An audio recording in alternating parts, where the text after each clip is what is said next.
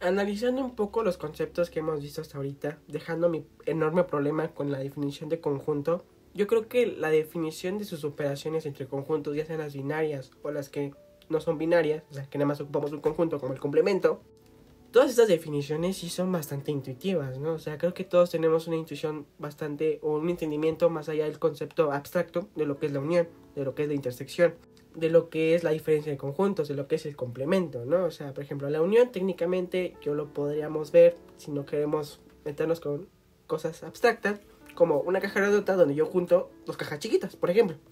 La intersección puede ser, pues técnicamente todo lo que tengan en común, o sea, es como hasta el nombre lo dice.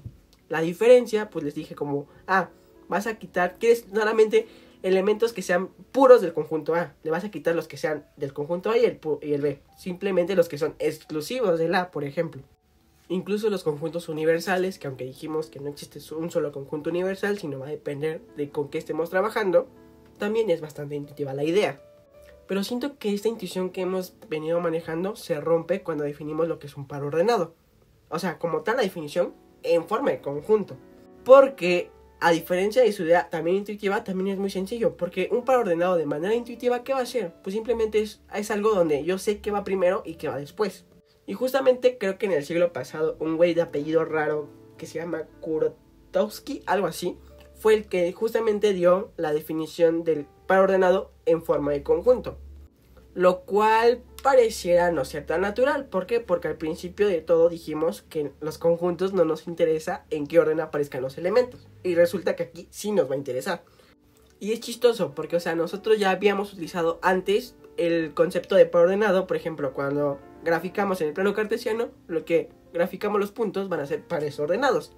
Porque todos sabemos que la primera entrada le corresponde a cuando nos vemos en el eje X y la segunda cuando nos vemos en el eje Y. Entonces después viene este güey de apellido raro que sí pone la definición de par ordenado en forma de conjunto. O sea, él propone una definición donde podemos recuperar el orden con conjuntos, ¿no? Porque la definición del par ordenado con conjuntos, pues técnicamente es un conjunto cuyos elementos van a ser otros conjuntos.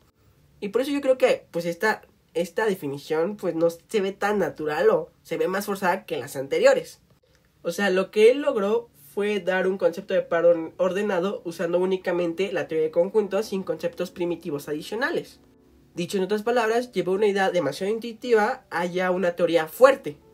Y dio una manera de capturar el orden, ¿no? Que fue lo que vimos en el video pasado de producto cartesiano. Y esto permitió que los fundamentos de las relaciones y las funciones se redujera a teoría de conjuntos. Es por eso que les digo que jamás se van a librar de la teoría de conjuntos. Porque las funciones las van a encontrar en todas sus materias, en todas, por ejemplo, las ven en cálculo, las ven en geometría. Entonces, gracias a este güey de apellido raro, es que nosotros podemos fundamentar la teoría de funciones en la teoría de conjuntos.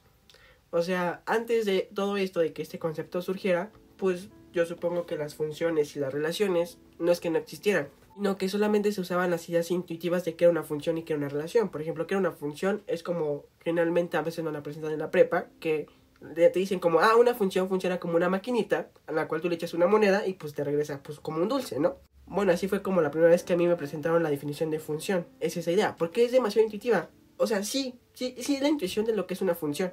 Pero gracias a que se definió el par ordenado es que podemos fundamentar la teoría de funciones en la teoría de conjuntos. Entonces, pues ya tenemos una definición formal de función. Entonces, es por eso es que es tan importante. O sea, a pesar de que, pues sí rompe con esta cadena como de intuición y que de lógica, o al menos para mí, pues considero que el concepto de par ordenado y el producto cartesiano pues es bastante importante. ¿Y por qué es importante? Pues ya hemos platicado, ¿no? Por las funciones. Pero antes de definir lo que es una función formalmente, pues tenemos que definir a las relaciones. Entonces, si tenemos dos conjuntos A y B, una relación definida de A en B, la entenderemos como un subconjunto que llamaremos R del producto cartesiano de A con B. Y ahí está la clave. Si las relaciones van a ser subconjuntos del producto cartesiano, pues las funciones, por lógica, también lo van a hacer, porque las funciones más adelante van a ser un tipo muy específico de relación. Entonces es aquí donde ya todo cobra sentido. El por qué esa definición, a pesar de ser tan forzada del producto cartesiano, bueno, no del producto cartesiano, del par ordenado, ¿por qué fue necesaria? Es necesaria para poder construir toda esta teoría. Bueno, ahí tenemos 3 ejemplos de relaciones uno va del producto cartesiano de los reales con los naturales, otro del producto cartesiano de los naturales con los naturales, y pues tenemos la tercera, que simplemente es una lista. Recuerda que pues R no deja de ser un conjunto, entonces podemos expresarla ya sea por extensión o por comprensión. ¿Qué quiere decir esto? Podemos expresar todos sus elementos, o en caso de que no podamos, podemos darles unas propiedades a esos productos cartesianos, que es como la 1 y la 2. Y pues al final tenemos la relación identidad, que la relación identidad es una relación de un conjunto en sí mismo. Y esta relación tan peculiar va a tomar cierta importancia más adelante. Ahora, si tenemos R, una relación definida del conjunto A al conjunto B, determinamos dos conjuntos, el dominio de R y la imagen de R. El dominio de R va a ser un conjunto, bueno, más bien va a ser un subconjunto del conjunto A. ¿Qué elementos van a formar este conjunto del dominio? Pues técnicamente van a ser los elementos de A que puedo relacionar con algún elemento de B. Y la imagen de la relación va a ser un subconjunto del conjunto B. ¿Y qué elementos van a ser formar parte de este subconjunto? Pues técnicamente van a ser los elementos del conjunto B que están relacionados con algún elemento del conjunto A. Y pues ahí tenemos un ejemplo muy sencillito, porque pues la relación la podemos visualizar todos sus elementos que la forman parte.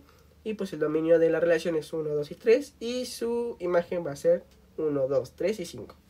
Aquí hay que notar algo interesante. Por ejemplo, al 2 del dominio lo puedo relacionar tanto con el 3 como con el 5. Y no hay nada que me lo esté impidiendo, porque simplemente la definición que doy de relación es que sea un subconjunto del producto cartesiano de dos conjuntos. Ahora vamos a definir una especie de operación entre las relaciones, que se va a conocer como la composición. La relación R va del conjunto A al conjunto B. La relación S es de B al conjunto C.